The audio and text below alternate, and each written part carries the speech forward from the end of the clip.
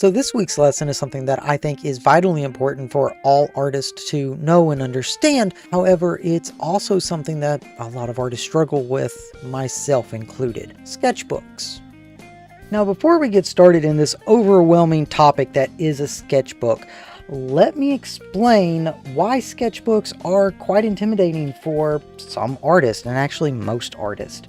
You see, as artists, we get in this mindset that we have to make perfect things in everything that we do.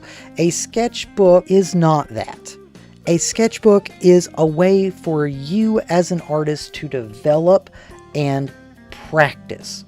That's what a sketchbook is. It is your journey from you wanting to learn how to do something into actually learning how to do it.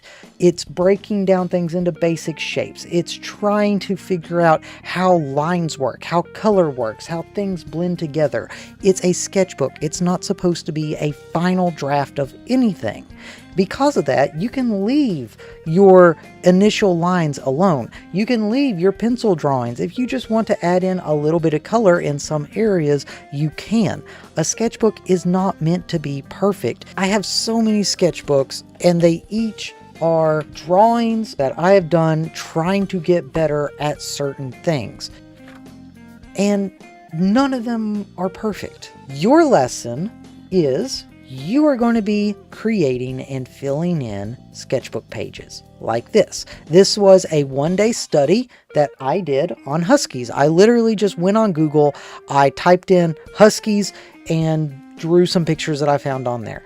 And that's literally it. That's all I did. With your sketchbook assignment that you're going to have this week, every day, I want you to pick a subject matter and I want you to work on that subject matter. And I want you to fill out a full spread like this, or at least attempt to, every day. I have right here my basic lines that I used. I left this as a sketch drawing. This is your way to learn. But not only that, sketchbooks are meant to be things that you travel with. So you don't have to have a large amount of supplies in order to do this. I just used this right here. It's literally a pen, a pencil, with an eraser, and some colored pencils.